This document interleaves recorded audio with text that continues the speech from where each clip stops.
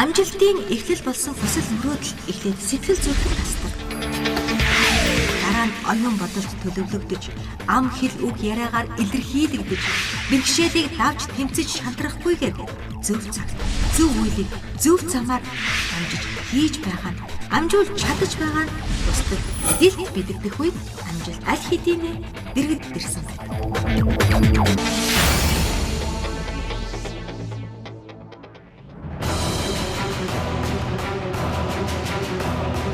Цаавцааны өрхөн үзэгчтэй амжилт нэвтрүүлгийн шинэ дугаарыг хүлээн авна. Өнөөдрийн амжилт нэвтрүүлгийн хойморт өргөцсөн зочин бол de facto гэж сүүлийн үед олон танигдах болсон эдийн засагч Жаргал сайхан байна. Дамтаржагийн Жаргал сайхан эдийн засагч нийтлэлж лектор хараатус сэтгүүлчгээд түүний тодтол болоо. Нэгтээ түүнийг de facto-гийн Жаргал сайхан гэдгээр нь үзэгчдэд сайн мэдэх болсон билээ. De facto гэдэг чинь одоо юу гэж үг вэ? За жишээлбэл нэг аливаа нэг юм яг нэг факт болоод болчлоо. Яг ингээд бодиттой бүр болчихсон юмыг факт буюу де факто гэсэн үг байхгүй латин. Ер нь ийм фактыг хуульчлахыг би юрэг. Мен тэрний өмнөх нь де факто. Тийм учраас миний де факто гэдэг нэвтрүүлгээр орж байгаа хүмүүс де факто өөрчлөлт хийсэн өөрөө ярих юм тай тийм хүмүүс байхыг ороод. Нийгэмд өөрчлөлт хийсэн болон хийж буй хүмүүстэй ярилцдаг тэр өөрийнхөө амьдралд ч бас өөрчлөлт хийж чадсан. Одоо энэ даргангийн гудамж гэдэг энэ одоо энэ манай энэ модны хоёрын зам гэж ярьдаг шүү дээ. Одоо энэ зам чинь энэ хоёр зам чинь байсан. Яг гол нь тийм цагаан худаг. Тэр цагаан худгаас ус зөөврийн худаг л да. Тэнд өвөл зөнгөө би тэндээс усаа зөөгөөд энэ гудамжаар өвөл нь болохоор нэг чарган дээр чирээд зун нь болохоор бас нэг тэрэгэн дээр түрээд ингээд бид халуун өшөө хүйтэн усаа аваад тэг яаж тэгээд болоод байсан да. Тэгэд одоо тэгээ болохоор бид нэг би ядуу амьдарч байна юу гэж хөө нэг бодгүй байсан да. Модны хоёрын гудамжинд мод хагалж ус зөөж явсан хүү одоо бусдад мэдээлэл түгээж мэдлэг нэмэрлэж хинээс ч юунаас ч хамааралгүй эрх чөлөөтэй аз жаргалтай амьдарч явна. Түүний хувьд амжилт гэдэг бол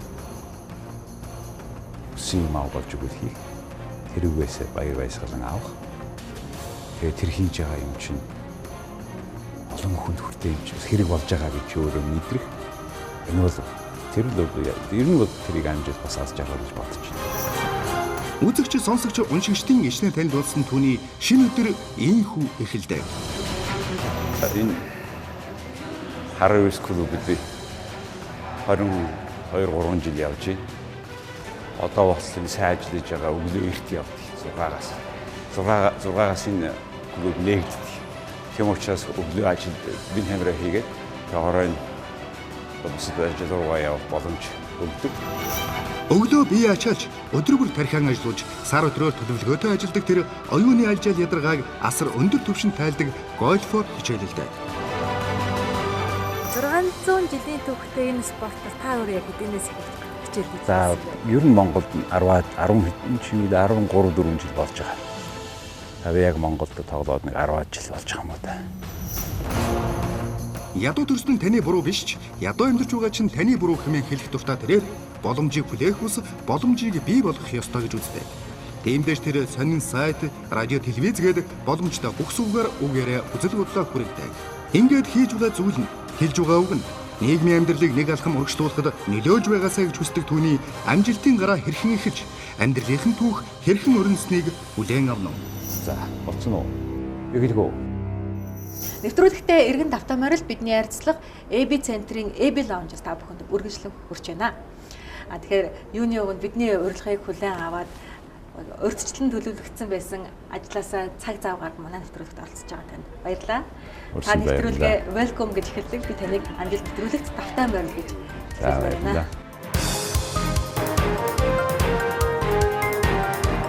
Welcome. Таны амжилтын гараа энээс эхэлсэн болоо гэж бодож байна. Өөрөөр хэлбэл социализмын үед улаан шугамнаас дээр нь нэрэн бичигдсэн залуусыг их сайхан боломж хүлээж идэг гэсэн. Миний амьдралын хагас нь тэр одоо бидний коммунист социалист системд хагас нь одоо энэ системд явж байгаа юм л. Тэгээ өмнөх нийгмийн боловсрол, эрүүл мэнд, дид бүтцэд маш их хөрөнгө оруулалт хийсэн. Одоо хүртэл би эдийн засгийн үүднээс ингээд бодоход сая хүрэхгүй шахуу Монгол улсыг тэр социалист системд хамрагдсны үр дүнд хаашаа чамаагүй юм цахилгааны шугам, бас зарим газар нь зам тавиад бүх газар сургууль байгуулна гэдэг бол манайх шиг хөгжлийн гараатай жижигхэн буураа ядуу оронд бол ер нь түүхэн их том завшаан тохиолдсон. Тэр үед бол улс орон өөрсдийнхөө залуучуудыг дараагийн боловсон хүчнийг бодлоготойгоор бэлдэж ирсэн. Тэгээ хүүхдүүдийг гайгүй сурснаар нь шалгаруулад тодорхой чиглэлээр хүмүүс явуулж бэлдэж ирсэн. Тэгэл тэр урслаар явсан юм шиг байна. Ягаад би таны амжилтын гарааг нь улаан шугамтай холбосон гэхээр өөрөлдвөл улаан шугамнаас дээр нэртэй бичигдээд зөвлөлт холбоот улсыг зорьсон нь эргээд танд ертөнцийг үзэх үзэлттэй, оюун ухаанаа боловсруулахад тань маш их хөрөнгө оруулалт болсон баг. Энэ таны өнөөдрийн амжилттай яваагийн эхлэл болсон болов уу? Тэгээ би ямар нэг одоо яг тэр дунд сургуулийн дүн гайгүй байсан учраас тэр сонгогдоод тэр яг нөө эсийн шалгалт одоо ер нь харьцангуй за одоо ер нь нарын харга бага байсан байх л да. Ялангуяа хэрвээ чи сайн сурдаг бол тэгээд яачаараа халгаад арч чадахгүй шүү дээ. Тэгээд тийм боломж гарсан. Он сурлагтан хүүхэд 10 төгсөөд хуваар авахтаа хүссэн хуваар авч чадсан уу? 10 дугаар анги төгсөөд ангаах ухааны дээд сургууль дээр миний эсэлтийн шалгалт өгөж таарсан. Тэнд олон зуун хүүхэд шалгалт өгсөн. Тэгээд шалгалт болгоны дараа дээрээс нь жагсаагаад бичдэг байсан. Оноогоор нь. Тэгээд би 1 2 гэж яваад ирсэн. Тэгээд би нөгөө бүх хуваарьд ороод хамгийн түрүүлж ороод авах бүрэн ирэх байсан. Ээжтэйгээ орсон. Тэгээд тэнд байсан хүмүүс герман сурж болно, эмчи мэргэжил, чек, румын гэ бүх орныг хэлж ирсэн. Би Оросд сурмаар байна гэдэг тэгээд Оросын хуваар авч ирсэн. Хуваарьд авахдаа би геохимийн хүн болно гэж геохимийн ангийг авч ирсэн юм шүү. Тэгээд яагаад бид нар химийн, физикийн, математикийн хичээлүүдийг сайн байсан. Тэгээ химийн ялангуяа полимерийн органик те энэ химийн энэ ирээдүй, пластмасс бол ирээдүй гэж яагаад ч боддог байсан. Тэр мөрөөдөлдөө байгаа геохимийн мэргэжил аваа явж исэн юм аа. Ягаад геохимийн мэргэжлэр суралцах гэж очиод тэнд эдийн засаг болж өөрчилсөн. 2 жил геологийн факультетэд нефтийн геологийн нефт занрын геологийн ангид суралцсан. Тэгээд энэ хугацаанд бол нэг талаасаа бол яг тийм яг геолог хайгаа тэгээ яваад байх хүн биш гэж санагдсан. Нэг нөгөөх нь бас миний тэр би ер нь багасаа нүдмөө байсан. Тэгээ тэр үе дээр тэгээд яваад байх тэр юу бол дийлэхгүй байсан. Тэгээд ер нь мэрэгжлээ солиод яах юм бол эдийн засгийн чиглэлээр ормоор ингээд Москвагийн сургуулийн тэр удирдлага дээр очисон чинь чи геологийн ангийн 2 жил сурахтаа бүх шалгалтыг онцгсон, 20 шалгалт онцгсон. Идэвхтэй оюутан чи Москвагийн сургуулийн ач ангийг сонгож авахыг би чам зөвшөөрнө гэж сайхан урам хэлсэн. Тэгэл улс төрийн эдийн засгийн факультет, эдийн засгийн факультетэд орсон. Тэгэл эдийн засгаар хаваад өгсөн. Яагаад заавал эдийн засаг гэж? Манай аав төмрийн заводод токерчин байсан. Намайг одоо сургууль явахгүй. Тэгээд аав маань надад энэ бүх энэ хэрэгжилж байгаа юмнуудын ашиглаж байгаа бүх материалыг зүйлүүдийг ингээ бүртгэдэг, хяндаг. Тэгээд аливаа ийм нэг ажил байна. Тэгээд хаанч тэр хүн бол хоолоо олж идэг нэг ажил байна даа хүмүүс. Тэр эдийн засаг гэхийн, ягтлан бодох гэхийн тэр авьцааны юм байд юм байна. Тэм толгойд л оруулсан байсан л. Тэгээд ингээ Монгол улсын 60-аад оны ажилчин айлын нэг хүүхдэд аав нөлөөтэй л дээ. Хүн өөрийнхөө төлөө сурах ёстой гэдгийг ухамсарласан үедээ амжилт гаргадаг тий. Ягаад гэвэл энэ цаг үед бас өөрийнхөө төлөө биш хүний төлөө сурж байгаа юм шиг олон хүмүүс байна л да. Та яг хэдийнээс одоо яг л ерөөсөө сурах ёстой байна. Энэ миний ирээдүйд хийх одоо маш том хөрөнгө оруулалт байна гэдгийг хэдийн үеэс ухамсарлаж эхэлсэн бэ?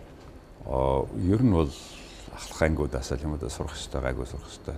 Сайхан амьдрахын тулд, сайн мэрэгжилтэн болохын тулд сурах ёстой. Гэрийн даалгавраа сайн хийх ёстой. Бүр тэгээ ялангуяа их сургуульд очисон хойно бол Москвагийн их сургуульд очимогц мэдэхгүй маш их юм мэдэхгүй гэдгийг шууд ойлгож байгаа. Тэгээд энэ чиний хажууд байгаа хүн болгон чамаас ухаантай гэж бодмогц. Би одоо заавал тэр ёроолтонд байх ёсгүй шүү дээ гэж өөрөө өсөө шаардж байгаа. Ер нь бол сурах гэдэг надаас хамаарна гэдгийг ойлгосон л доо. Тэгээд бүх чадлаараа сурах хэрэгтэй гэж бодсон. Орсолж энд сургууль үүссэн ч гэсэн тийм ажлын хэмжээнд байгаагүй. Тэгээ сураад таны яриг сонсоод ингэ санагдчихлаа нөгөө өөрийнхөө төлөө сураагүй ямар ч эрдэм хүнд хэрэг болдоггүй гэх тээ. Ер нь боловсрал бол мэдлэгийг өгөх арга техникийг заагаад өгч байгаа шүү дээ. Тэгээд мэдлэгийг хэрэгжилж чадвал маш их том хүч. Хэрэгжилж чадахгүй баг бөөн дараа байгаа.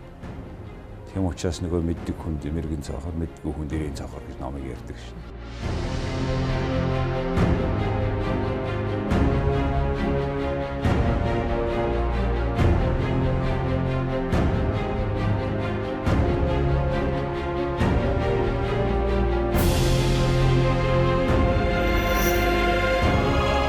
Хүний дөр орохгүй тулд, хүний зэрэгтэй амьдрахын тулд, мэдлэг хураахын тулд тэр өөрийнх нь төлөө сурч байсан.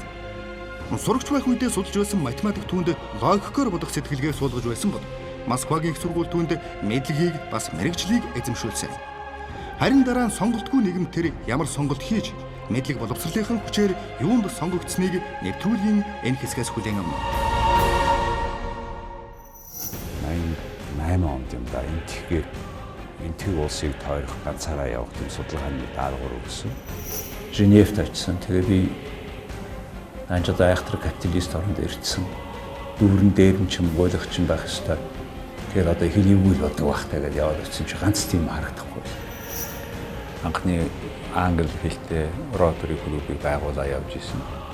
Тэгээ дараа нь Монголд өөрийн клуб байгуулагдсныг сонсоод тэгээ хоёр клубыг нийлүүлсэн.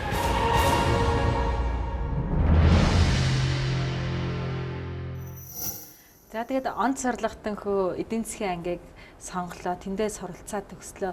Суралцаа төгсөөд ирсэн залуучууд заавал ирж ирэх орондоо хувь нэмрээ оруулах ёстой байдаг те. Ирсэн хойно өөрийнхөө толгоогоор биш томилгоогоор томилогддог байсан үед таныг хааш нь томилж исэн бэ? Тий, тэгэхэд чинь тэртээ төрийн мөнгөөр явуулчих байгаа юм. Хойноос нь цалин өгөөд тэнд үлд нь алга болно гэсэн ойлголт байгаагүй. Тийм эрх мэдэлч хүндэж байгаагүй. Эрх чөлөөч байгаагүй. Тэгээд нөгөө буцаад ирсэн геологийн яам намын төв хороо руу явуулаад тэгээ надад ийм сонголт өгсөлөө. Хотын намын хорооны үйлдвэрийн хилдэлтэй зааварлагч гэдэг ажил байгаа юм. Сайн ч ойлгоогүй. Нөгөөх нь намын дээд сургууль улс төрийн эдийн засгийн ухааны багш, политикономийн багш гэсэн саналд. Энэ хоёрын ажил аль нэг рүү явнаа хөөс. Энэ хоёрыг л хийсэн. Аль нэг нь бодож байгаад маргааш. Тэгтээ сонголт байсан үү те? Хоёр сонголт өгөө. Тэгээ би энэ эдийн засгчид илүү онл ярихаас илүү аж ахуй руу орох боломж нь надад бол нөгөө эхний сонголт нь байсан л да. Тэгээд тэр үед хотын намын хорооны үйлдвэр эдийн засгийн хилцс гэж байсан. Тэгээ яваад очсон тэнд байгаа хүмүүс тэр хангамжийн газруудыг тийм хариуцсан тэднэр дээр очдог, уулздаг, төлөвлөгөөг нь хяндаг тийм хүн хэрэгтэй юм байна л. Тэгээд тэнд очиж ажиллаад тэр 20 хэдхэн настай залуу 20 гаруйхан настай залуу тэр зааварлагчаар очно гэдэг бас тэр үеийн систем юу байсан гэхээр тэрнийх зааварлаад байхтаач биш. Тэнд байгаа нөгөө байгууллагуудаа очиж яг юу болсыг л босч ирээл сайн тайлан бичтгэл ажил байсан гэж одоо бодож байна. Гэхдээ хамгийн сонин тэр үед хотын намын хорооны зааварлагч гэдэг 20 хэдэн настай хүүхэд яваад очив. Очир Батбай одоо ерөнхийлөгч ГКС гэдэг байгууллага байсан шүү дээ. Тэгээ тэр үед бол ийм тэр үеийнхэн тэр ажиллаа хийж исэн мундаг аж ахуйн хүмүүстэй ер нь очихтол шууд хүлээж аваад уулзаад юмаа танилцуулдаг тийм систем байсан. Харин тэр бол Улаанбаатар хотын үйлдвэр аж ахуйн газруудаар явах, ойлгох асар их боломж өгсөн. Тэр 2 жилийн хугацаанд. Тэгээ 2 жил болчоо байж исэн чинь би тэгэхэд чинь Монголын офис залуучуудын эвлийн төв хорооны гишүүн цолтой тий. Тэгээд нөгөө оюутны холбоонд ажиллаж исэн болохоор тэр үед олон улсын оюутны холбоонд Монгол улс төлөөлөгчөө явуулна гэдэл бөөн л өрсөлдөөн болж исэн байлээ л. Тэгээд тавьсан нөхцөл нь тэр хүн явах гэж байгаа хүүхэд бол залуухан англи хэлтэй, нийгмийн ухааны боловсралтай, тэгээ оюутны холбооны ажилтай тийм хүн байх хэрэгтэй. Тэгээд яагаад чинь би таарал яваад үзүүлэлтээр бараг таарсан байх. Тэгээд намайг энэ дээрээ 2 жил ажилласны дараа Праг руу томилсон. Олон улсын оюутны холбоонд. Энэ бол мэдээж 25-6 настай залуу асар их боломж гарч ирсэн. Тэр бол өшөө социализмын үед дэлхийн ертөнцийг харах, их олон орноо явуулах, бараг л 2 паспорттай, нэг нь виз аваад, нөгөөх нь явуулдаг. Тийм байгууллагад ороод их олон орноор явуулсан да 100-аад орноор явсан юм шиг байгаа юм. Социализмын үед 100-аад орноор явах боломж хүн болгонд олдохгүй шүү дээ. Яг түүнээс хойш бас 20-30 орны явсан л баг. Зүгээр түүнээс тэгэхэд бол үнэхээр нэг 80-аад 90-аад орноор явуулсан. Би санаж 88 онд юм да. Энэ тэгэхээр энтэг улсыг тойрох ганцаараа явах тийм судалгааны даалгавар өгсөн. Тэгээ энэ тхийн 10-аад хотоор ганцаараа явсан. Тэнд байгаа оюутнуудын байгууллагуудтай уулзсан. Энэ тийг гэдэг орн өөрөө асар том төв шухуу тийм орн янз бүрийн тэгээ хоорондоо зөвхөн англи хэл ямаа ойлголцдог.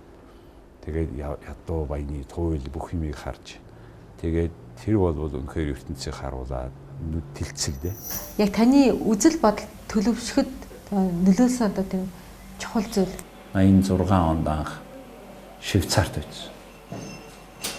Женевт очсон. Тэгээ би анчаад айхтар капиталист оронд ирсэн.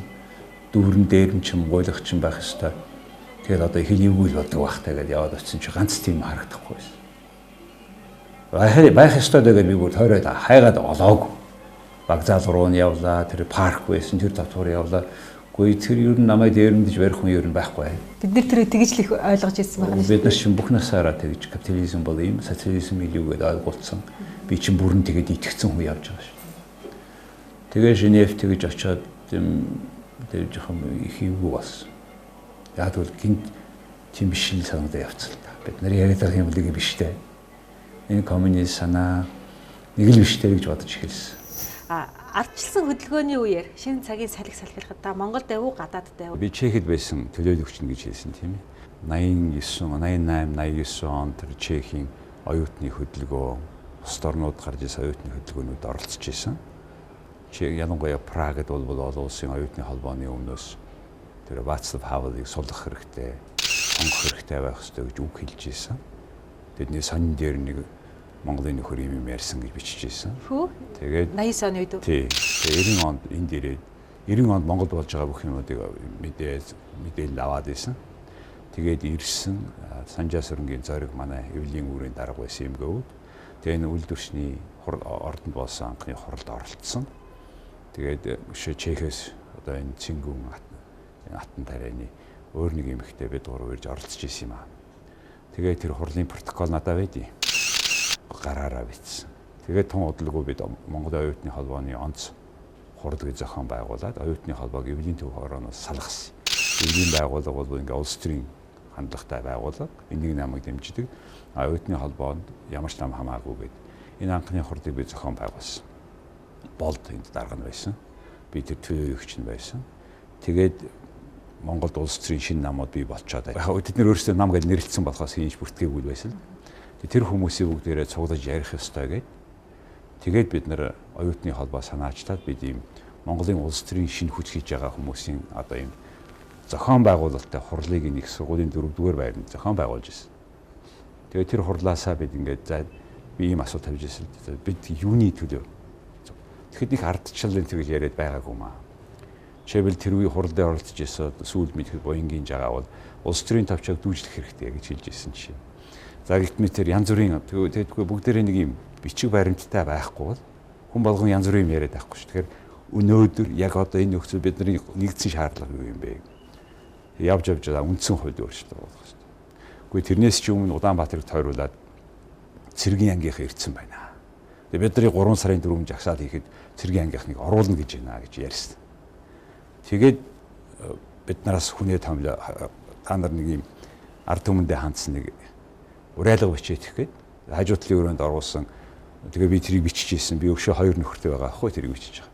Нэг жижигхэн шинэлтэн нөхөр наадах чинь би бүрэлдэхүүн гэдэг юм байхгүй юу гэж заагаадсэн чинь одоо энэ ерөнхийлөгч элбэг дөрж гончуудаарч бид гурав энэ зэвсэгт одоо би бүрэлдэхүүн тий бүх батлан хамгаалах юм бүгдээр нь ард түмнийхээ эсрэг бити хүч хэрэглээч зэвсэг хэрэглээч гэсэн өгүүлбэрийг бичсэн 2 өгүүлбэр 2. Тэгээд тэрийг ийм жижиг юм 2 өгүүлбэр босч орж батлуулаад нөгөөдгүүл болж гэнэ болж гэн. За тэгвэл энийг болд энийг ингээд хариуцаад өнөө шин тараах хэрэгтэй гэдэг. Болд очоод оюутны холбоон дээр бид тэр байгууллагуудаас бичгийн машинтай ганцхан байгуулга нь оюутны холбоо байсан.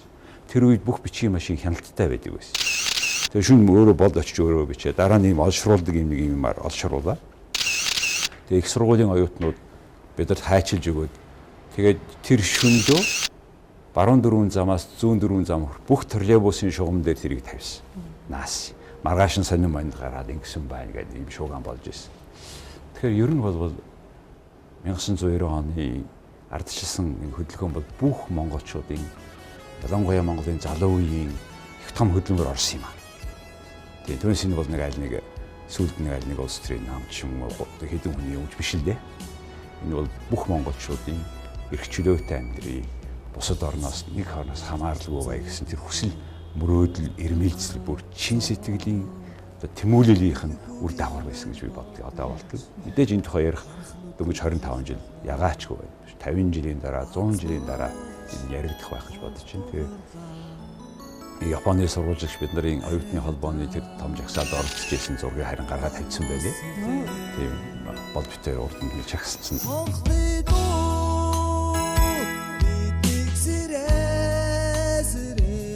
Ардчилсан хөдөлгөөнд оролцсон ихэнх хүмүүс одоо улс төрт байна. Тэр үед та яагаад бас тэр замыг сонгоогүй? Бид нар тийм боломж байсан.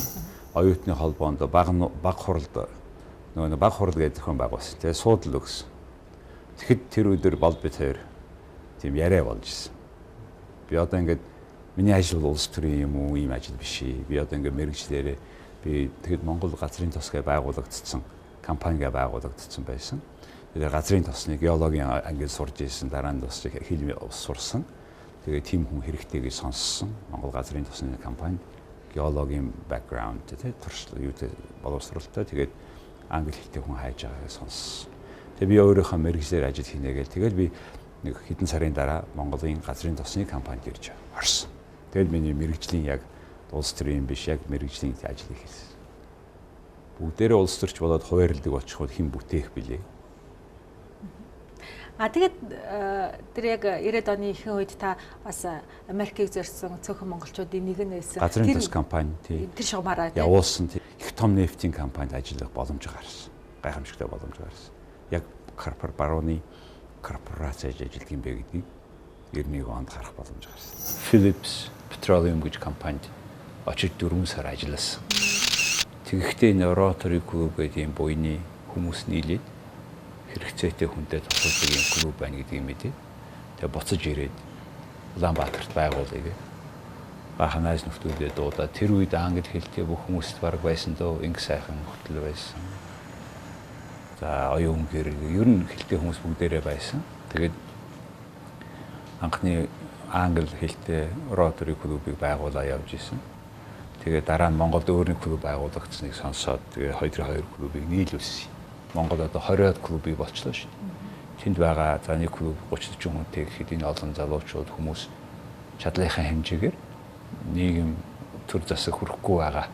Зарим одоо жишээлбэл би санжин зайсанд хүүхдийн шорон баригдчихсэн тэгэхэд тэр хүүхдүүд шоронд усанд ордог юм байх хэрэгтэй гэд бид дүүш барьж өгч ийсэн. Ер нь бол нийгэмд нийгэм бид нар ч нэг юм дэвшил хийгээд байна да. Энэ урагшаа хөгжиж байгаа дэвшилт хүн болгон оролцох арай боломжтой бүр боломжгүй хүмүүстэй туслах тэр тэгсэнгүү гэхш өөрөө чадахыг л өөрийнхөө хүрээнд ер нь бол амьдрал өөрөө тийм шүү дээ. Чи хааваа газраа юу чадах бүх нэрээ одоо хийгэж байгаа шүү. Тэгээс ийм юм байсан бол тэгэх байсан юм биш. Хааваа газраа юу чадхаа бүх чадлаараа хийлгээд байгаа шүү.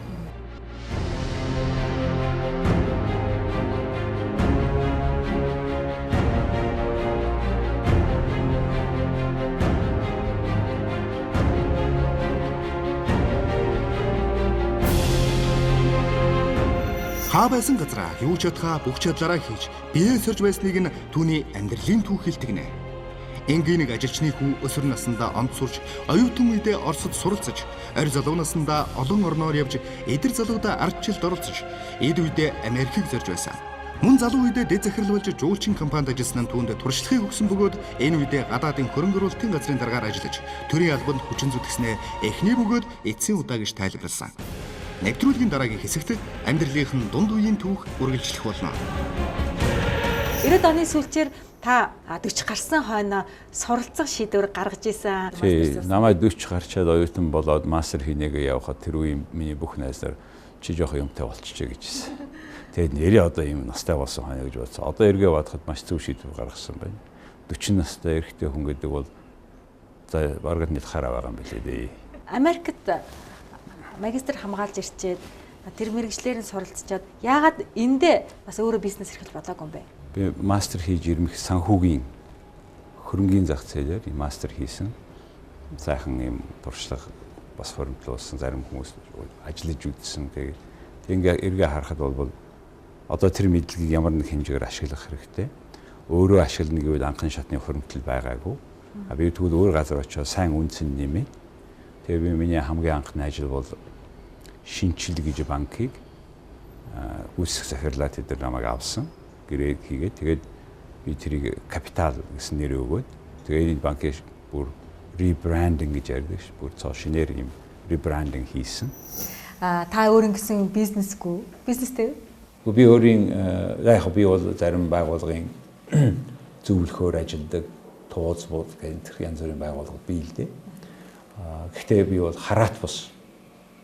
Өнөөдөр Монгол улсын хуулиар аль нэг компанид хараат бус туузын гишүүн байх ёстой гэдэг хууль гарсан. Тэр нь юу гэсэн үг вэ? Тэнд бизнесийн сонирхолгүй. Гэтэ шийдвэр гаргахад нь нөгөө чинь болж юм болохгүй гэж хэлдэг. Тим ажил хийх л илүү сонирхолтой бий.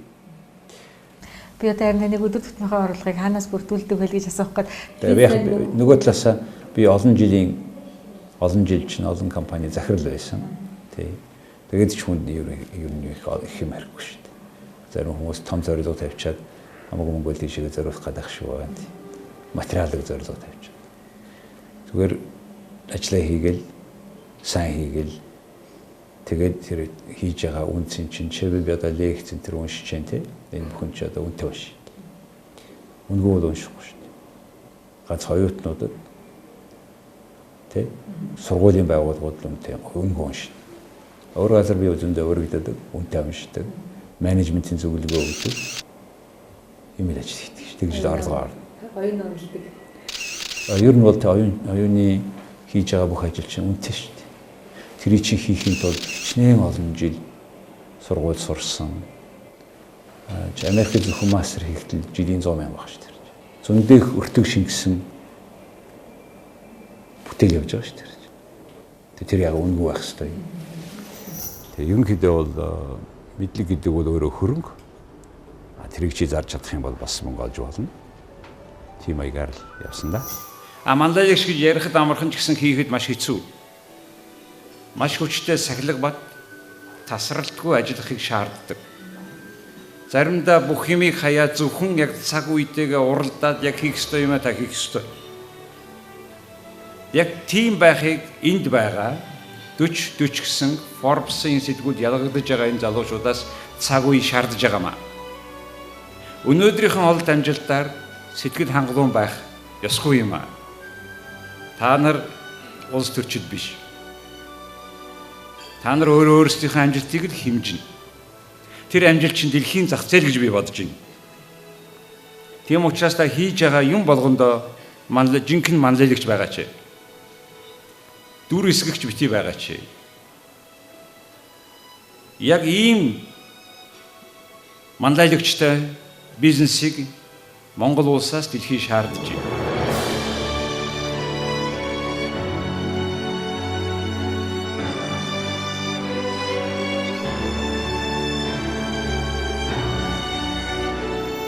Иргэний төлөөлөл хүн олон нийтэд өөрийнхөө дуу хоолойгоо ямар нэгэн ашиг хонжоо харалгүйгээр бас популизм хийхгүйгээр яг ингээд цэгцтэйгээр хүргэнэ гэдэг яг энэ цаг үед хүн болгонд олдох боломж биш л дээ. Гэтэ та чадчих байгаа. Миний бодлоор бол ер нь иргэний нийгэм гэдэг бол мэдээлэлтэй иргэдийг хилээд байгаа. Мэдээлэлтэй хүн, мэдээлэлтэй төсөл эрмэлзэлтэй хүн өөр дээр чинь хэн юу туршлага хийхээс өөрийгөө хамгаалдаг байх хэрэгтэй шүү. Тэр чинь өөрийнхөө үзэл бодлыг илэрхийлэхгүй бол болохгүй шүү. Ер нь энэ ардчилсан зах зээлийн нийгэмд бол хүмүүс үзэл бодлоо илэрхийлж, ялгаатай байж, тэр явцдаа улам өгөөжтэй, бүтээмжтэй болж байгаа. Тэгээ өөрийнхөө тэр мэрэгжлээрээ, хийж байгаа хэлбэрээрээ, ажлынхаа хэлбэрээр өөрийгөө илэрхийлэх боломж өнөөдрийн Монгол улсад бол урд өмнө түүхэндээ хизээч байгаагүй хүн болгонд байгаа гэж бодож байна. Ер нь бол бидний өнөөдрийн байгуулж байгаа нийгмийн хамгийн гоё нь яаж амьдрахаа, юунд хүрэхээ та сонгоно. Та залхуураад за яг одоо нэг иймэрхүү амьдрал яг өвлөө амьдарч байна. За ажиллаад хичээгээд өөртөө өөрсөлдөөд явах юм бол та нэлээд эрхшээлтэй амьдарч болох тийм л нийгэм шүү.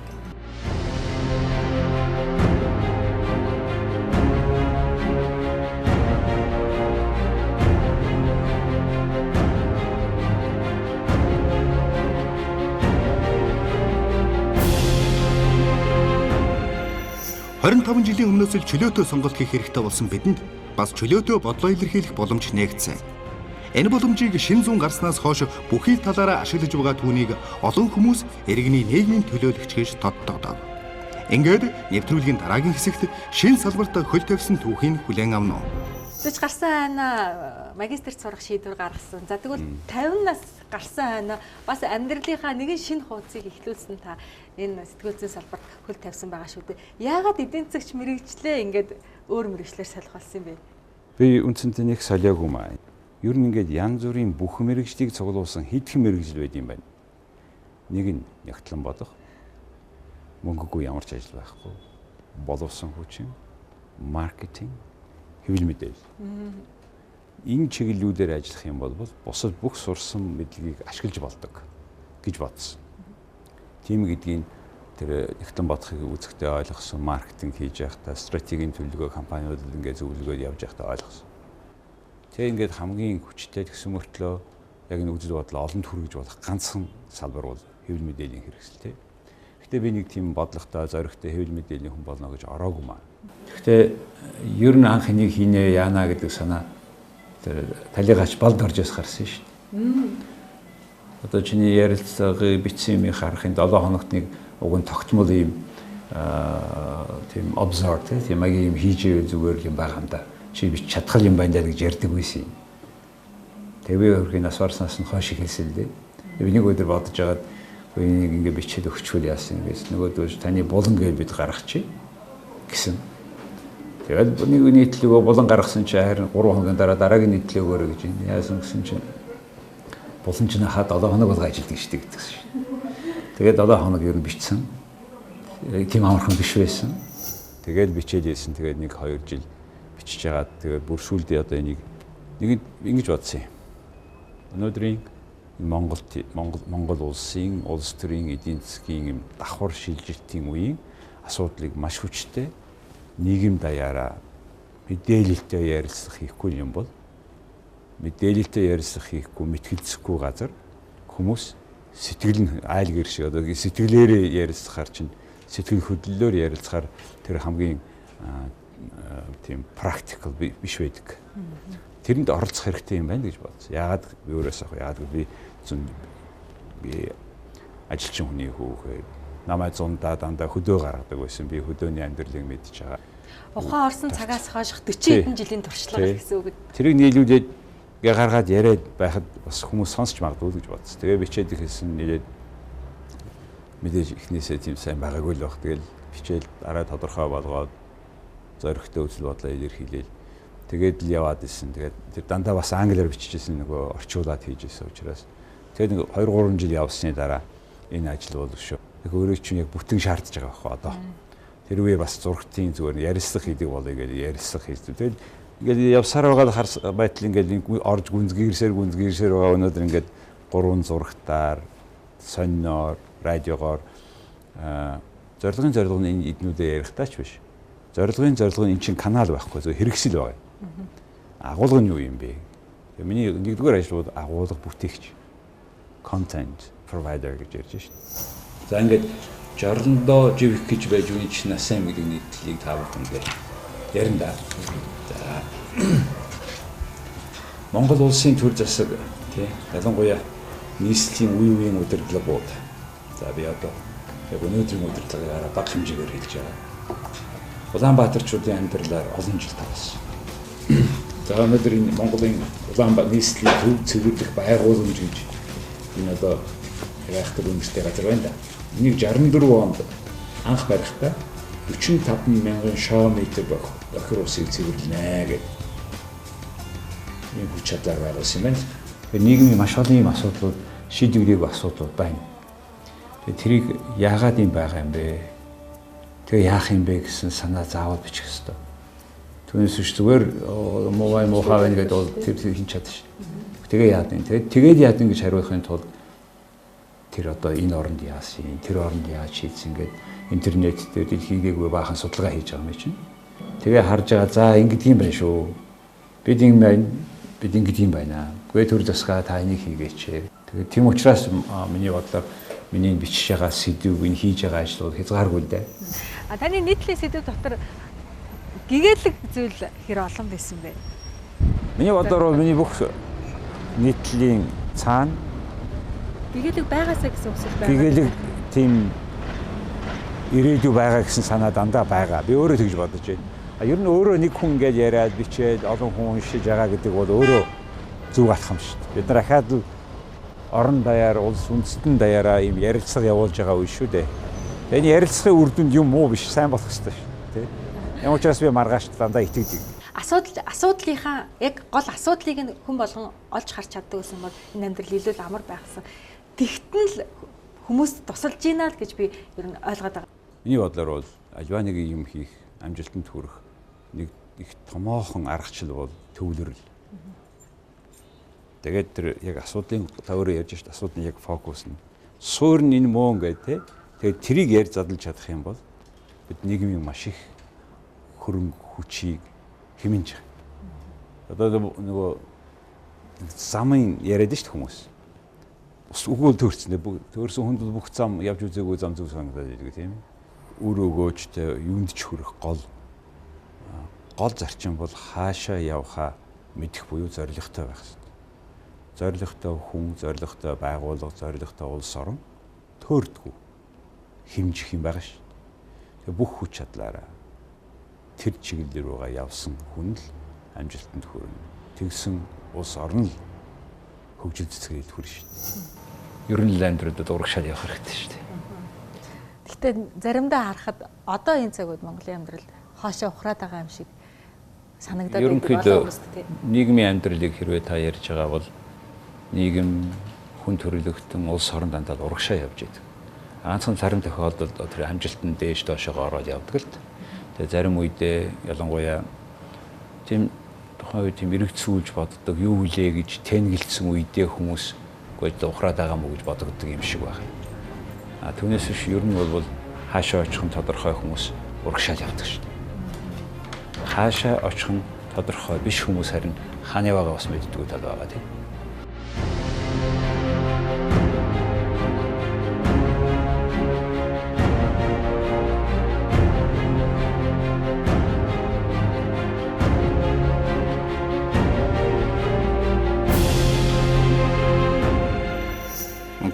Нийтлэлийн ард гарч 3 телевизэд ярилцлага хийж, радио, ток шоу, видео, номын сан, сайн сэтгүүлийн гээд олон ажлынхаа хажуугаар тэр номхон далайн эдийн засгийн хамтын ажиллагааны Монголын үндэсний хорооны буюу Монпекийн ерөнхий нарийн бичгийн дарга, торгоны зам сангийн үүсгэн байгуулагч, удирдах зөвлөлийн дарга, Улаанбаатар хотын эдийн засгийн клубын ерөнхийлөгчгээд сайн дурын ажлыг эрхэлдэг. Тэр энэ олон ажлаа төлөвлөгөөний ачаар амжуулдаг юм. Харин одоо зангиагүй жаргал сайхантаа танилцсан. Яг өөрийнхөө төлөвлөсөн юмыг сайн хийчлээ гэж бодох юм бол та өөрийгөө бас боломжтой хэмжээгээр шагнах хэрэгтэй. Одоо юм хийх хэрэгтэй. Салхинд явах хэрэгтэй, хөдлөх хэрэгтэй тийм. Далай замтай уулзах гэж 2 жил хөөцөлдсөн. Маш захиа занаа бичсэн, зөндөө олон татгалзсан. Тэгээ сэтгэлийн хувьд хайранд байгаа. Тэгээд цохоод тэр явж байгаа бөмбөг бууж байгаа газар чинь яг дорхноо өөрийн чинь ямар хэмжээнд хэлж өгöd байгаа учраас спортыг бол яг цогцоо яг өөрийнхөө хэмжээд яваад байна. Ер нь таны нэг өдөр хэрхэн өнгөрдөг юм бэ? Ер нь ингээл харж байхад бол бүх юм төлөвлөгдсөн. Бүр 7 хоногийн өмнөөс төлөвлөгдсөн. 14 хоногоор том юм сараар тэгвэл амжихгүй шүү дээ. Тэр чи ажлын бүх өдөр бол өглөөнөөс ахвал төлөвлөсөн байгаа. Гэтэ өдөөс өмнө 2-3 цаг орчим сонинуудыг скан хийдэг энэ бүх сонинууд. Бүгдээр ингэ уншаад дараа нь тэрийг вебсайтаар шалгана, ийш тийшээ ярина. Нэг сэдв нэг юм хоёр 7 хоногоос урагшаа сэдвээ сонгоцсон байна. Тэгээд тэр нь бол бас хүмүүс сонирхол татахаар яг тухайн үеийн сэдв байхаар тэгсэн мөртлөө судалгаа шаардсан сэдв байх хэрэгтэй шүү. Ер нь миний ажлын цагийн 60% нь нийтлэлийн тухай материал цуглуулж байгаа, хүмүүстэй уулзж байгаа, шалгаж байгаа тоо баримтуудыг. Тэгээ бусад орны жишээг харна. Тэгээ энэ одоо яасан болоо гэж ахиж давлах зөндөх гардаг. Өдрийн ихэнх хэсэгт л ер нь бодох, судлах хугацаар нь өдрийн хагас нь илүү тийм мэдээлэл авах, боловсруулах, судлах, шалгах гэх. Тэгээд та байнга ингээл өдрийн ихэнх цагийг бодоход те нийтлээ бичгээд зарцуулдаг, судлахад зарцуулдаг гэсэн. Таны ажил бол таны тарих бол байнга ачааллаж байдаг те. Тэр тарихаа ачаалж байгаа тарихаа хэрхэн амрааж байгаа. Нийс ажлын ер нь аль ч ажлын өгөөж бол зохион байгуулалт тал хувь нь төлөвлөлт 7 хоногоор төлөвлөсөн байх гэсэн. Тэгэх юм бол яг тэр амжилт гарах бол суурэ мэдж байгаа. Тэрнээс өмнө энийг дуусгах хэрэгтэй гэх мэт. Энийг л их бүх хүмүүс, бүх төвшин, бүх компани, бүх байгууллага төр засаг бол анхаарах хэрэгтэй. Маш сайн төлөвлөлт байх хэрэгтэй. Төлөвлөөгүй бүх юм 2 дахин үнэтэй байдаг. Янз бүрийн зардал гардаг. Хамгийн гол нь моральны их том зардал гардаг. Тэгэхээр та амьдралыг өдөрдөж явж байгаа болохоос биш таныг өөр хүн өдөрдөө явчихна гэсэн үг шүү. Тэгээ мэдээ албан тушаалын нөгөө юу гэнэсээ байршлаасаа хамаарат зарим хүн тийм боломж байгаа байхгүй. Гэхдээ өөрийнхөө боломжтой юмыг тэгж явах хэрэгтэй гэж хэлж байгаа. Яаж амраадаг вэ гэж мэдээж та хүсн яг өөрийнхөө төлөвлөсөн юмыг сайн хийчихлээ гэж бодох юм бол та өөрийгөө бас боломжийн хэмжээгээр шагнах хэрэгтэй л дээ. Дуртай юм хийх хэрэгтэй, салхинд явах хэрэгтэй, хөдлөх хэрэгтэй тий. Тэгээ тэр нь бас ингээд эргээд маш их ирч хүч өгдөг баг. Ер нь бол их ажил хийсэн хүн л амардаг болохоос биш. Юу ч хийгээг бол та амарх. Яг таны амьдрал өөрөө амарт байх. Амьдрал амарт болчихсон хүн бол хамгийн уйтгартай хүмүүс байл. Хаана юу хийхээ мэдэхгүй, ямар ч хэл ам руу ороход биелэн хичнээн хөрөнгө мөнгөтэй ч гэсэн хинч биш. Амьдралын агуулга чинь юм хийхтэй л байхгүй. Тэгэхээр таны амраадаг арганууд нь? Гэхдээ яг тэгэл би бол гольфын дуртай болсон. Боломж гарвал тоглодог. Таныг нэвтрүүлэгтээ урих гээд уцаар холбогдоход гольфын Ахмадын аврагт оролцох гээд бэлтгэл хийж байгаа тухайга хэлжсэн. Монголын Ахмадын гэдэг нь 50 стэйш насны хүмүүс тэмцээн хийдэг. Тэр тэмцээнийг энэ Очир гэж компани бод гэж тоглогч байдیں۔ Манай бас нэг найз. Тэдний компани одоо ивент итгэдэг. Тэрэлжид болсон. Тэгээ тэрэн дээр хүмүүсийг 2 янзаар шалгаруулдаг. Нийт оноогоор амун хувийн оноо гэж байдаг. Тэгээ хүн болгон хувийн оноотой байдаг. Нөгөө зарим хүмүүсийн тоглолтын төвшин өөр шүү дээ. Зарим нь илүү тэрэндээ тохирсон номерын тоог нь өгчхөөр нөгөөд хүмүүс шин тоогоо ханди гэдэг өөрийнхөө тоог тооцоо явцдаг. Тэр хувийн ханди, хувийн буюу хандигийн тооцсон тэр үзүүлэлтээрээ би 2 дугаар байранд орсон. Ахмадын юунд. Зарим хүмүүс бас ойлгодог үлдээ те ингээд нэг бөмбөг зогчоол тэрнийхээ араас ингээд яваад идэг гэд хардаг зүгээр яг энийг гольфыг тоглосноор хүн орон зай мэдрэмжтэй болж байна те баримжаатай болж байна. Оюун ухаан их төвлөрч байна. Тэр гайхамшигтай тий. Оюун ухаан, биеийн хөдөлгөөн хоёрыг төвлөрүүлээд тэгээ сэтгэлийн хувь тайван байгаад тэгээд цохоод тэр явж байгаа бөмбөг бууж байгаа газар чинь яг дорхноо өөрийн чинь ямар хэмжээнд байгааг хэлж өгöd байгаа учраас бус спортыг бол яг цогчоо яг өөрийнхөө хэмжээд яваад байгаа. Тэгээ өшөөнийг ялгаа нь энтэй та дэлхийн аврагтайж тоглож болно, анх тоглож байгаа хүнтэйж тоглож болно. Цуг явж байгаа мөртлөө өөрийнхөө оног тоолоо явчихж байгаа. Гольф тоглоход бол цаг гаргадаг байгаа. Түүнээс гадна та чөлөөтэй өөр ямар спортоор хичээлж байна? Гэхдээ би бол өвөлдөө бол уулын цанаар бас гулгадаг. Ерөн бүтэн сөдөр бас гулгана. Яагаад гэвэл тэр их хурд шаарддаг. Их хурд чи хүнд их хүний ирч өгдөг шүү дээ. Тэр хурддаг, маш их хурдаад тэгээ удирдах. Тэгээ уулын цан бол тэрүүгээр гайхамшигтай спорт. Тэгээ би бас энэ богдууландаа ирээд энэ газар гулгадаг. Зундаа энд яг бүтэн сөдөр энд биш л дээ. Ингээд өөр газрууд бас гольф тоглодог. Тэгээд гол 2 хийдэг спорт маань энэ. Тэгээд 7 хоног 3 удаа жимд явдаг өглөө эрт босоод. Тэгээ яг энэ бүхнийг нэг тийм зүгээр энэ цагийн хойрол юм уу да одоо хийдэг дуртай ёстой ч гэж үздэг. Тэгээ хийснээрээ миний хөдөлмөрийн бүтээмжид зөв нөлөөлдөг.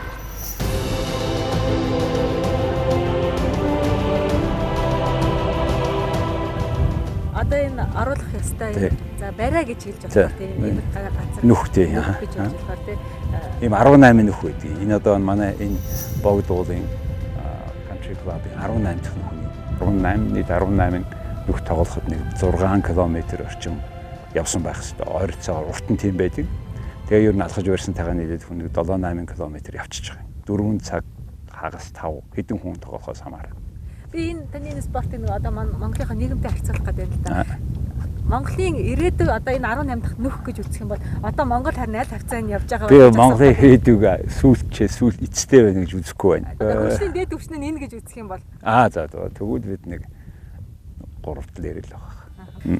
Ийшээгээ өөр хүртэл оновчтой цохилтуудыг хийсээр байгаа л энд ирэхээс оновчтой цохилт нь тэгвэл оновчтой шийдвэр нь тэгвэл юу вэ?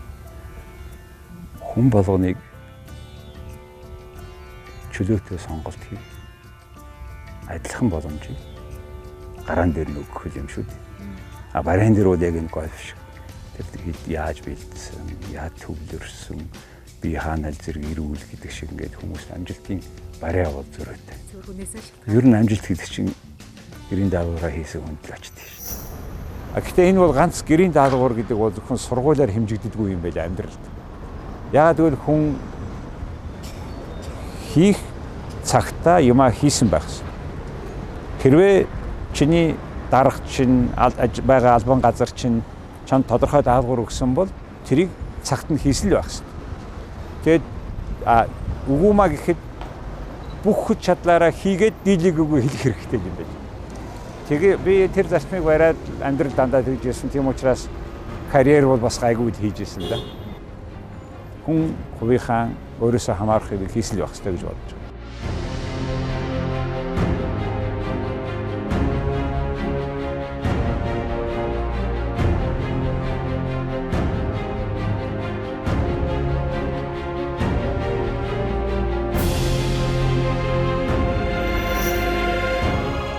Гэрийн даалгавраа сайн хийсээр ирсэн тэр одоо хийж байгаа бүх зүйлээ нийгмийн даалгавар гэж бодон хийдэг.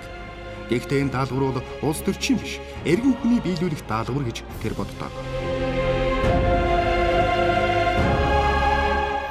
Аялал дөрөв гадаа ярьж байхдаа 18 дахь нүх бол 18 дахь нүхийг бидний хөгжлийн хамгийн дээд түвшин гэж үзвэл тий хаана явж гин гэж асуусан. Тэр хөгжлийн дээд түвшинг та одоо яг юу гэж харж байгаа вэ?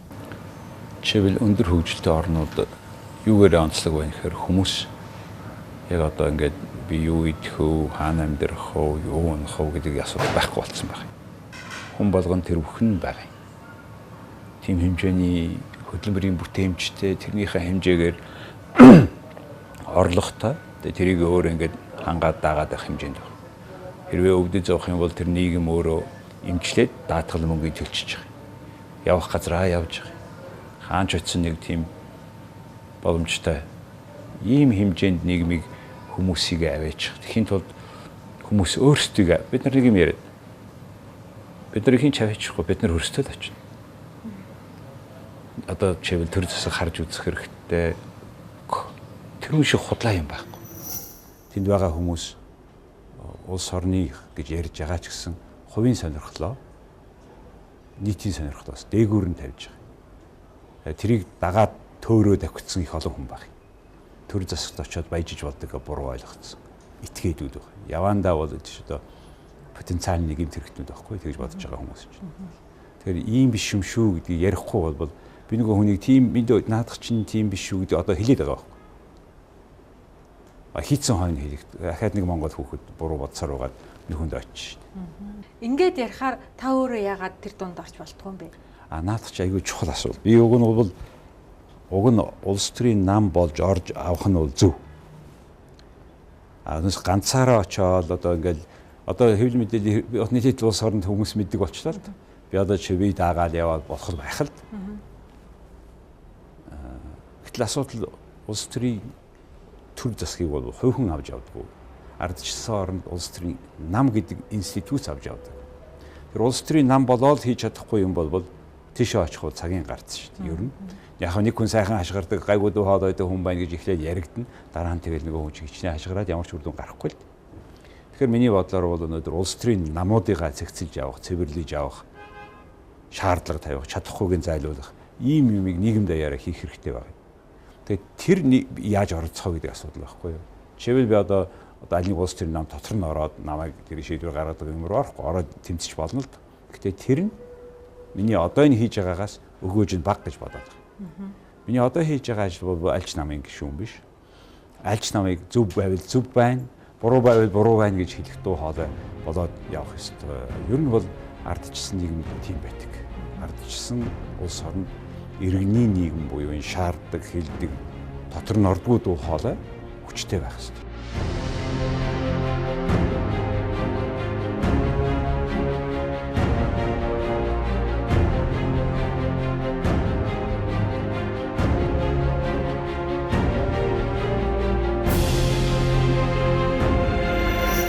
Хол зээнийхээ эзэн байж чадсан түүний амьдралыг хоёр зүйлгүйгээр төсөөлөхийн аргагүй. Энэ бол онцлогтон байхаас одоо хүртэлх имиж нь болсон нүдний шил болон амьдралд нь унах унаа болсон англи хэл хоёр юм. Ингээд нэвтрүүлгийн төгсгөл хэсэгт тэр амьдралынхаа зорилгоо хуваалцлаа. Хилтэй болох хөлтэй гэдэг те социализмын үед хэл сурсан цөөхөн хүмүүсийн нэг байсан болохоор таныг тэр гадагшаа явах боломжууд нь гарч ирээд байсан. Үнэхээр хөл болж чадсан. 18 настай англи хэл бас сурах хэрэгтэй гэдгийг бүрэн ойлгосон. Оросод очмогц гадаадын хүн гэхээр өмнөөс англиар ярих гэдээс. Гэтэл би тэр болтлоо орос хэл сурчих юм бол бүх юм болно гэж боддог байсан. Тэгсэн чинь нэг л биш ээ. Бас нөгөө тал нь бас өөр хэлээр ярьдаг юм шиг байна гэдгийг ойлгоод энийг сурах хэрэгтэй гэдэг үү. Тэр зорилгыг тавьснаас хойш тэр зорилго тэгнэснээс хойш өдөр болгон одоо хүртэл байх баг. Энийг англиар яаж хэлэх вүлээ гэж боддог ийм жоохон согогтой юм уу таацсан. Тэгээ альва нэгэн үг үсгэж энийг бол оросоор ингэж хэлэх юм байна. Англиар ингэж хэлэх үгүй юу? Ер нь яаж хэлэх юм бол мэдэхгүй бол харчдаг ч юм уу. Тэгээд ингээ хүмүүсийн ярьж байгаа хараад хаяа мэдэхгүй таарахаар за энэ чинь их усүр нь хаанаас вүлээ гэж бод. Аргачлалын олох хэрэгтэй байдаг. Хэрвээ таны амьдралыг англи хэлгүйгээр төсөөлөх юм бол хэрвээ та англи хэл сураагүй байх байсан бол өнөөдөр юм байхгүйсэн. Ёстой үгүй. Ер нь бол шоо болж өгөх нэг хэл сурах байсан. Би Францыг судалж байгаад орхисон. Ер нь бол олон хэл сурах хэрэгтэй. Ойлгох хэрэгтэй. Тэгээ тодорхой нас хүртэл. Яг чи Францад орхисон зөв. Practically ярихад гоё болохоос яг практик хэрэглэх баг тий. Англиар хүн болго ярьж байгаа шүү. Тэгэхээр яг ер нь зорилго хэл сурах хизээч биш. Хэл бол нэг газар ашиг сайн машин байхгүй. Тэжи яг машинаар явна уу, мороор явна уу, дугуугаар явна уу, your choice. Хүний сонголт шүү. Би өнөөдөр саний дугаарыг харж илаа. Таны болон 300 гэд номер 300 гэсэн их анхаарал татлаа. Аль хэдийнэ бүр 300 нийтлийн ард гарсан биш үү дээ. Тэр ер нь тэр нөгөө юмыг тасралтгүй, зогсолтгүй, хичээнгүйлэн хийгээд чинь 7 хоног болгон бичээд байхаар жилд 50 нийтлэг гарна. Тэгээд 300 гэдэг бол за жилд нэг 51 2 7 хоног байдаг. Тэгээд заримдаа нөгөө наадам цагаан сар гэдээ амардаг. Тэр тийм л 3 дахь өдөр таараагүй бол бүх 3 дахь өдөр тасралтгүй 6 жил бичихээ. 6 жил. Тий, сая 6-т одоо 6 жил гарчаа явж байгаа. Тэгээ би энийг яг би нэг яадаг юм л да зүгээр тусна их ингээд 300 дахь болохоор нь би надад бол их тотно байна. Одоо эргээ бодоход бас 6 жил 7 хоног жолоосохгүй ажилласан гэж бодохоор. Тэгээд энэ одоо нөгөө энэ улаан UB post дээр ингээ англиар гардыг.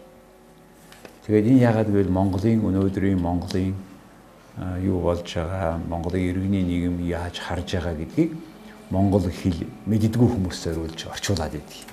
Тэгэхээр одоо ингээд сонин ингээд энэ бүхэн ч миний вебсайт дээр байгаа. Бас тэгээд хараад байхад энэ гадаадд байгаа Монголын тухай сонирхсан хүмүүс тэр уншигч тэр англи дээр хийсэн нэвтрүүлгийг үзэж байгаа хүмүүсийн тоо зөндөө их байдаг. Ер нь бас хүнд хэрэгтэй юм болж байгаа юм байна гэж боддог.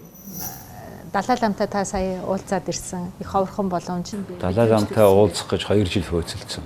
Маш захаа занаа бичсэн, зөндөө олон татгалзсан, тасралтгүй яриад хөөцөлсөр байгаа. Тэгээ шинэ Дели хотод тэдний өдөр тим газар өгч болно гэсэн. Тэгээд тийшээ очих гай бодоо явж байхад гинт ямар сэтгэл төрсөн гэхээр би ингээ асуултаа бэлдэж авахгүй. Тэгсэн чи энэ зүгээр жаргал сайхны юм уу зөвхөн миний програмын асуудал биш гэж санагдсан. Энэ бол одоо тэр миний олон ер нь ард түмэн одоо бид монголчууд бүгдээрийнх нь гол санаа зовж байгаа юмд энэ хүнээс л асуулт авчиг гэж бодсон. Тийм учраас мань хүнийг их бас хүлээгээгүй асуултууд тавигдсан баг. Бөөгийн тухай, хозээ нийцний тухай. Тэгээд энэ бол нэг Далай ламтай хийсэн ярилцлага бол шашны ярилцлага гэхээсээ шашингүй ёсны тухай ярилцлага байсан. Тийм учраас одоо муу өдөр сайн өдөр гэж байдаггүй. Хүн бол үүлийнхаа үрийг л үздэг. Тийм учраас үйлээ бодлоо хэн үүлээ хэн үрээ хэн гэдэг ингээд тэр хүнтэй ингээд ярихад 80 гарцсан хүн гээд гайхамшигтай даруухан гэсэн мөртөө гайхамшигтай оюун тунгалаг тэр боддог юм бурхан сууж байгаа юм чинь. Тэгээд тэр бол тийм гайхамшигтай сэтгэл ирч хүч өгсөн. Буддын шашин гэхээсээ илүү те боловсрал амьдрах арга тийм болчиход байгаа шүү дээ. Шинжлэх ухаан болчиход байгаа. Тэгвэл яг энэ буддын ухааны одоо аль философиг аль одоо арга замыг юм та яг өөрийнхөө амьдрал дээр тусгаж байгаа вэ? За яг ийм асуултыг Далай лам тавьсан байна. Далай лам бол одоо энэ бурхны шашин бол 3 үндсэн хэсгээс бүрддэг. Тэгвэл одоо номлол лам. Нэг нь яг шашин. Нөгөөх нь гүн ухаан. Гурав дахь нь шинжлэх ухаан гэж. Тэгэхээр энэ гүн ухаан дотроо яг өөртөөгөө хүн яаж амар амгалан байх вэ гэдэг тэр гүн ухааныг нарийн зааж өгдөг юм байна л да. Ер нь товчоор бол хүн чамд ийм хүн бити юм хийгээсэ гэж бодож байгаа юм а хүнд бити хийгээрэй л гэдэг зарчим явах байх хэрэгтэй. Энийг би нэгдүгээр гол сургаал гэж бодож байгаа. Хоёрдугаарт хүн өөртөөгөө ялангуяа дотоод сэтгэл чинь гадаад үйл хоёр чинь давхцчихвэл их амар амгалан байдаг юм шиг байна. Мөн яадгийн хүнийг ер нь бол ямар байгаагаар нь биш нэг ийм байгаасаа гэж бодож харьцах юм бол зөв юм байна гэдгийг иймэрхүү одоо насаач бодсон гэсэн тийм юм боддог шүү дээ. За болж байна уу? За төгсгөлөө. Йоо. Байцсан шиг болох юм аа. За. Та зорилгын зорилго гэдэг үгийг ярианд их ашиглаж. Тэгвэл таны амьдралын зорилгын зорилго нь юу юм бэ? Хүний амьдрал бол хязгаартай.